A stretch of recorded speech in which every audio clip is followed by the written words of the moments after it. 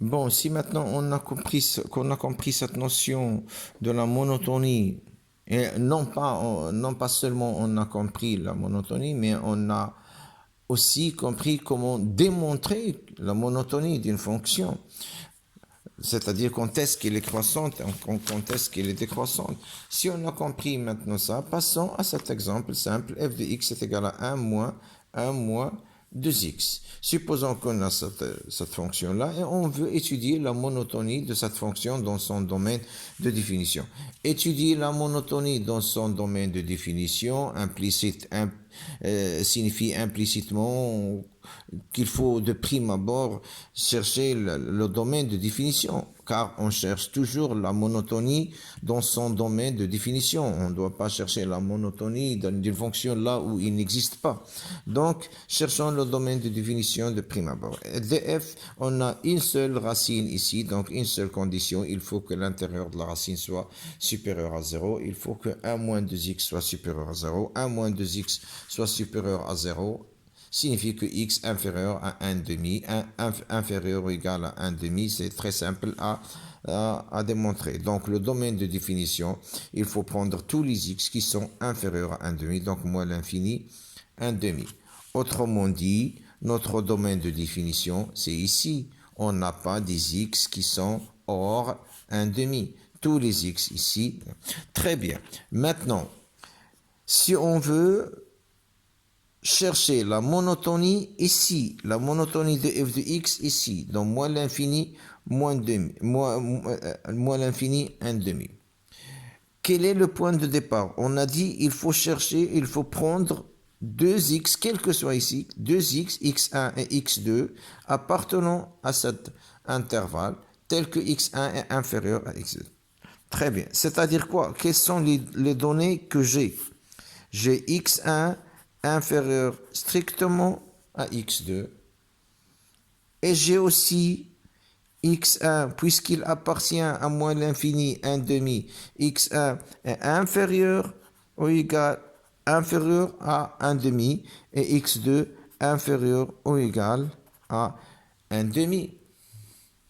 Voilà les données que j'ai. Autrement dit, j'ai x1 inférieur à x2. Autrement dit, j'ai x1 inférieur à x2 et le tout inférieur ou égal à 1 demi. Voilà les données que j'ai. Et qu'est-ce que je dois montrer?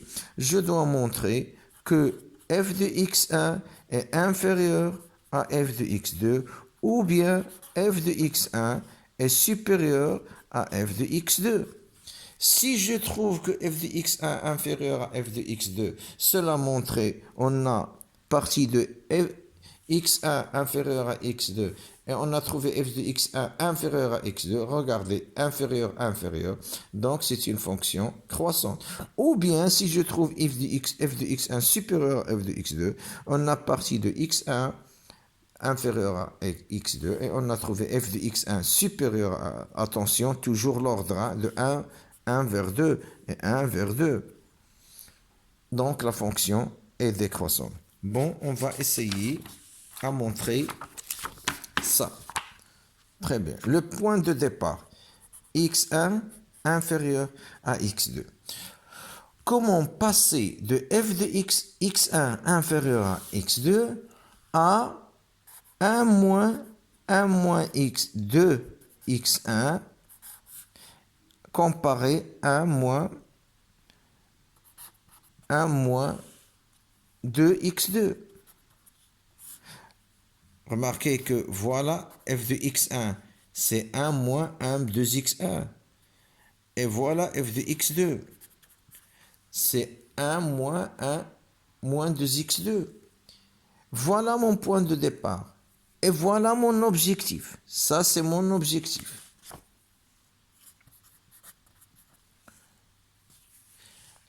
Remarquez une chose.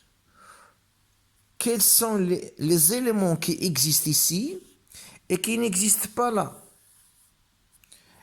C'est le 2 ici et c'est le 1 et la racine est 1. Donc, si j'ajoute à x1 ici, si je multiplie x1 par 2, je vais trouver cette quantité-là.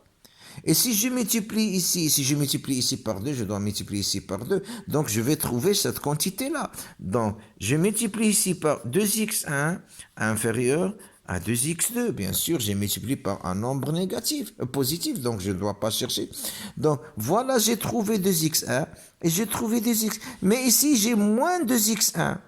Et moins 2x, donc il suffit de multiplier ici par moins, ici par moins. Donc, moins 2x1, moins 2x2. J'ai multiplié par moins, je dois changer le signe. Donc voilà, j'ai trouvé maintenant cette quantité câble. Moins 2x1 et moins 2x1. Donc, pour arriver à ça, il suffit d'ajouter un 1 ici. Donc, ajoutons 1 ici, 1 moins 2x1. Si on ajoute 1, rien ne change. Et voilà, maintenant, j'ai trouvé toute cette quantité-là et toute cette quantité-là. Or, maintenant, qu'est-ce qu'il faut? Il suffit d'ajouter la racine ici et la racine ici et la racine ici. Mais est-ce que j'ai droit?